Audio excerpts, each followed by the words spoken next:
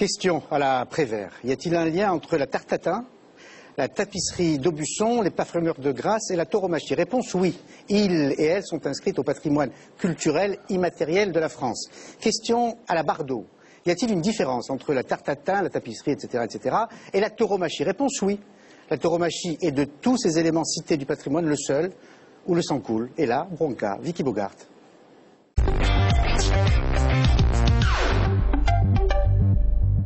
Cette décision prise par le ministère de la Culture déchaîne les passions. Les deux camps s'opposent frontalement. Du côté des défenseurs de la corrida, on se félicite. Nous avons voulu franchir toutes les étapes d'une reconnaissance culturelle à travers les commissions du ministère de la Culture. La France devient donc le premier pays au monde à effectuer cette démarche. C'est une grande satisfaction et je crois que c'est vraiment une façon de démontrer que la tradition taurine est vraiment ancrée et vraiment forte dans tout le sud de la France. Mais si pour les aficionados, la tauromachie est un sport noble où le taureau est respecté, pour ses adversaires, il s'agit de torture animale. Plusieurs associations de protection des animaux demandent l'annulation de cette reconnaissance. La corrida, c'est un acte de cruauté qui est reconnu comme tel au niveau de la réglementation française. C'est toléré dans certaines régions, mais c'est un acte de cruauté dans l'ensemble du territoire. Donc on ne peut pas reconnaître un acte de cruauté comme étant une pratique culturelle. Du côté des politiques, une cinquantaine de députés de tous bords ont eux aussi fait part de leur indignation. Il n'y a pas eu de débat contradictoire. Il y a eu des ethnologues qui, au fond, qu'ont-ils dit, les ethnologues? Ils ont dit que c'était une pratique ancienne. Est-ce que vous pensez que l'ancienneté du pratique lui donne une légitimité culturelle? On en serait encore au combat des gladiateurs dans ce cas-là. Les militants anti-corrida craignent que cette reconnaissance ne soit qu'une première étape vers une inscription au patrimoine mondial de l'UNESCO. Gaurois. Pour en parler, deux auteurs face à face, l'un journaliste, l'autre scénariste, Henri-Jean Servat, bonjour. Bonjour. Et bonsoir, membre de l'Alliance anti-corrida. Toutes les associations, le CRAC, anti-corrida, je milite contre la corrida depuis très longtemps. Mais je suis originaire de Camargue, je précise. Oui, je sais, oui. Face à François-Xavier Gaurois, bonjour, donc scénariste, vous, ancien critique taurin et aficionado depuis... Depuis l'âge de 10 ans. De 10 ans. Ah oui. Alors dites-moi par exemple ce que vous éprouvez quand vous assistez à une corrida, quand vous assistez à une mise à mort. Alors par exemple, adolescent, vous éprouviez quoi? Quelle sensation? D'ailleurs, il n'aurait pas dû y aller d'abord, si je peux me permettre. D'abord. Adolescent. Mais voilà, j'étais mal surveillé, puis finalement j'y suis allé. Ça change au fur et à mesure où la vie passe, la manière dont on regarde la corrida. Et c'est vrai que quand on est jeune, on s'identifie beaucoup plus au torero. Et plus le temps passe, plus on s'identifie au taureau. Parce que le torero, c'est notre destin tout de suite. C'est un destin un petit peu mondain, c'est des fanfreluches, c'est de la victoire, c'est quelquefois de la blessure, c'est quelquefois aussi la mort pour le torero. C'est une réussite ou un échec. Et puis le taureau, c'est notre destin plus profond, c'est-à-dire ce qui nous touchera un jour, c'est-à-dire notre mort animale profonde, qui est au fond de nous depuis le premier jour de notre vie, et qui nous rattrape, je ne veux pas casser l'ambiance, mais qui nous rattrapera tous un jour. Et Ah là, vous l'avez complètement... Oui, je sais, ça la plombe. Bon, mais justement... On va lui demander d'attendre le plus longtemps possible. La corrida est un dépassement de ça. Je pense que tous ceux qui vont à la corrida, et pas seulement moi, ils trouvent effectivement un oubli profond de leurs inquiétudes. Alors vous qui êtes de Camargue. Mais non, moi je trouve que la corrida est une ignominie, je veux dire, qui n'aurait pas existé. Je veux dire, moi c'est quelque chose d'indigne, c'est une honte. C'est une éclaboussure c'est quelque chose de extrêmement fangeux. Mais par rapport à ce que vous venez de dire, parce que pour consoler les malheureux qui n'aiment pas la corrida et qui combattent la corrida, l'histoire de l'inscription, la fameuse inscription immatérielle au patrimoine de l'UNESCO, c'est pas grave, si j'ose dire. Bien sûr que ça leur fait plaisir, et ça les réjouit, et ça les fait danser. Bien sûr que ça m'attriste, que ça me scandalise et que ça m'indigne. Mais c'est pas autre chose. Le ministre l'a expliqué. Je me le suis fait expliquer tout le jour de la semaine par différents conseillers techniques du ministère.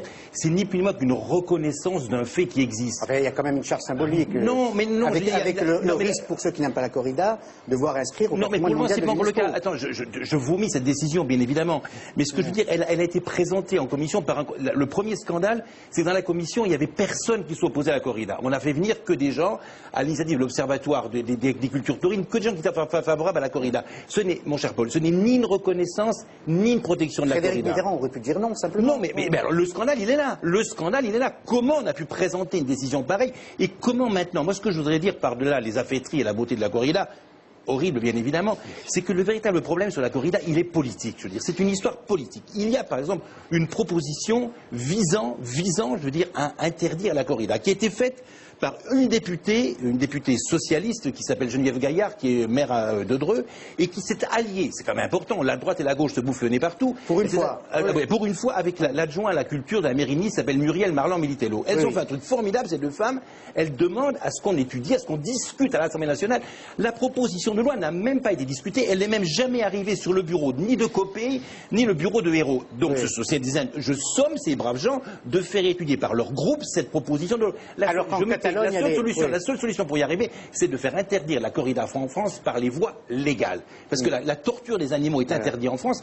Pourquoi y a-t-il une dérogation sur la corrida? Et il y a un sénateur socialiste, et je me tais parce que je vais vous me faire taire, mais il y a un sénateur socialiste, le sénateur maire de Halloge dans les Bouches-du-Rhône, qui pour la première fois vient de déposer au Sénat une proposition de loi qui veut interdire toute torture sur les animaux. Voilà. Et qui n'est pas de décoration pour la corrida. Et c'est très bien. La voie légale contre la voie létale. Non, puisque... si, c'est la mise à mort. Non, puisqu'on n'y arrive pas, il arrive légalement. Moi, nous ne dansons pas avec autant d'intensité que ça, mais c'est quand même très agréable d'éprouver, qu'il y ait une reconnaissance pour les toreros français. Et c'est important quand même de savoir, quelquefois, j'explique à des gens à Paris... Il y a une question qui vous est posée, pardon. Ne devrait-on pas prendre en compte, c'est un téléspectateur qui a posé la souffrance de l'animal? Mais bien sûr. Mais je suis extrêmement sensible à la souffrance animale. J'entends pleurer, et tous les aficionados le sont. J'entends pleurer un chien avec un collier anti-aboiement, ça me pèle le ventre. Alors c'est quoi, c'est un rapport SM, c'est sadomaso? Non, du tout. Non, du tout. Vous savez, monsieur Servat, qui connaît quand même bien qui dit de Camargue, vous dira, vous n'avez jamais entendu de haine vis-à-vis du taureau. Vous n'avez jamais entendu... Mais c'est toujours eux qui perdent. Non, mais enfin, moi je devrais me taire parce que je dois être médiateur, sinon on va me le reprocher. Il ne s'agit pas... Il ne s'agit pas d'un combat au sens...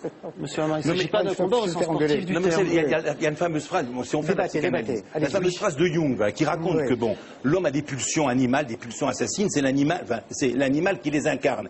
Et une fois que l'homme a réglé son balai avec la mort, a tué l'animal, il a tué ses pulsions assassines, il peut vivre en paix avec lui-même. Je trouve que psychanalytiquement, c'est un peu léger, philosophiquement aussi. Mais il faut savoir, les gens ne le savent pas, que la corrida, c'est pas une tradition en France. La corrida, ça vient d'Espagne. La première corrida en France, il y en a une ou deux, il y a très longtemps, en l'honneur de Philippe V, le petit-fils de Louis XIV, il a vomi, il est parti, il était roi d'Espagne, il était à Bayonne, on a fait une corrida, il a vomi, il est parti. La première corrida d'Espagne, la première corrida qui a eu lieu, a été emportée pour le mariage de Eugénie de Montijo, qui a épousé Napoléon III, voulant faire plaisir à son Eugénie, comme il l'appelait, il a fait une corrida à Bayonne. C'était en 1853. Elle est où la tradition d'une barbarie espagnole? Vous allez répondre parce qu'il y a une question justement précisément. C'est juste ce que je dis ou pas? C'est juste. Pas tout à fait. Gaurois, en quoi la corrida est-elle représentative de la culture française? Mais non, elle n'est pas représentative, la culture française. Il y a une très longue... C'est très important ce que vient de dire M. Servat. Lorsque la corrida rentre, lorsque Eugénie de Montijo fait organiser des corridas à Bayonne en 1853, la corrida est très peu de choses aussi en Espagne. Il y a très peu de corridas. Les grandes années de la corrida sont devant elle.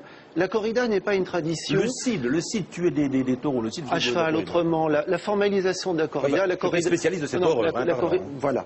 On va dire que c'est moi. La corrida telle que nous la connaissons aujourd'hui, et la corrida consubstantielle à l'Espagne le devient à la fin du 19e siècle, et puis avec la révolution belmontinienne de 1920. Mais la corrida, et moi j'ai utilisé une image.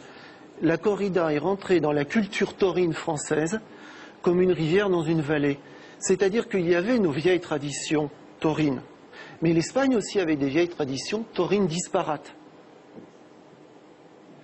Et la corrida a essaimé à partir de 1850, autant en France qu'en Espagne, parallèlement et au même prorata, puisqu'on donne à peu près en France le 10e du nombre de corridas en Espagne depuis toujours et au fil de la croissance du spectacle. Bon, alors, je suis d'accord. La corrida, on est d'accord, il n'y a pas une tradition. Il y a une tradition de 150 ans. On va pinailler sur 2 ans. Il y a une tradition de 150 ans.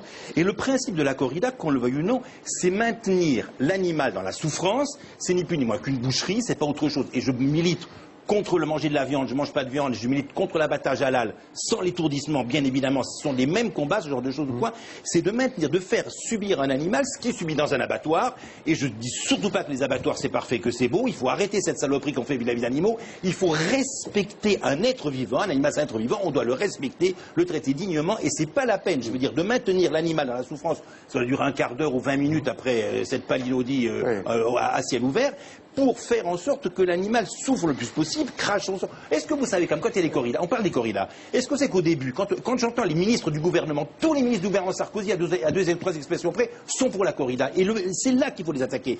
Quand vous avez de la corrida, vous avez de la corrida à cheval. Le picador rentrait à cheval. Est-ce que les gens savent que le picador, il était sur un cheval qui n'avait pas de protection? C'est-à-dire que tout de suite, les cornes du taureau allaient lui fouiller dans les entrailles et dans le ventre, les entrailles dégringolaient par terre, et on mesurait la bravoure d'un taureau au nombre de chevaux qu'il avait oxy sur, et après on l'a, en 1930 à peu près, enfin on va pas pinailler une date près, on a introduit ce qu'on appelle le caparasson. C'est une espèce de coque là avec un peu de cuir qui d'abord était assez mince, après était plus épaisse, et à travers le caparasson, ça permet au taureau, quand on ne crève pas les yeux du cheval ou qu'on ne lui bande pas de cette façon-là, ça existait. On a crevé les yeux des chevaux, mais on va pas. Attends, l'essentiel de mon propos n'est pas là. L'essentiel de mon propos n'est pas là. Et je te dis, de cette façon-là. Mais comment on peut aimer les animaux? Comment on peut dire qu'on aime les animaux? Comment on peut dire qu'on ne sait pas si l'animal souffre ou ne souffre pas? Moi, je propose et qu'il faut attaquer. Je ne sais pas s'il y a encore 2 secondes ou pas. Il faut que tout un chacun s'occupe de son personnel politique, son conseil général, son député, son maire. Arrêtez de voter pour des personnes qui votent, qui créent des corridas en France. Votez contre eux. C'est vous qui les ferez arrêter les corridas. C'est eux qui font arrêter les corridas. Attendez, la campagne électorale n'a pas encore commencé. C'est contre la corrida. Je pose une question d'un mot simplement, parce que là, est-ce qu'on peut imaginer une corrida, donc un jeu entre l'homme et la bête, sans mise à mort, sans que le sang ne coule? Moi, je crois que ce qui fait le plus souffrir le taureau, c'est d'être trompé, c'est-à-dire de ne pas comprendre ce qu'il y a derrière la muleta. Bon, allez. Je suis accablé. Je comprends la pauvre bête, je comprends. Alors, il y a des sujets qui fâchent, vous le voyez. Merci d'être passé. Et j'aurais donné la parole aux deux. Il y a des sujets qui. On a été poli. Pour une fois, on était courtois et polis. Pour une fois. J'ai pas de raison. Non, il n'y a aucune raison. Pas de problème tout le temps. Non, vous n'êtes ni taureau ni l'un ni l'autre. Monsieur Servat, les yeux des chevaux. Il n'y a pas de victime. Non, mais ça a existé. Ça a existé. Mais c'est pas l'essentiel. Vous serez gentil un jour d'amener une fois. Chasser le personnel politique qui fait que les corridas puissent exister. Vous savez de qui on va parler dans un instant? De Jean-Paul II. Une nouvelle. Qui était contre la corrida. Voilà, de Jean-Paul II. On va en parler avec un ami, un confrère, Bernard Lecomte. Jean-Paul II, évidemment, béatifié, mais on en parlera après le Buzz People. Vous voulez pas demander aux gens qui sont pour ou contre la corrida? Faites un là. Non, qui est-ce qui est pour la corrida? Non. Personne. Non. Vous lui avez baissé la main. Merci. Non, pour l'instant, on ne fait pas voter le public, mais vous me donnez une idée. Il y en a 2. Stop. Buzz People, Laetitia Allemand, Eva Galis et Nicolas Crémer, et merci beaucoup. Merci.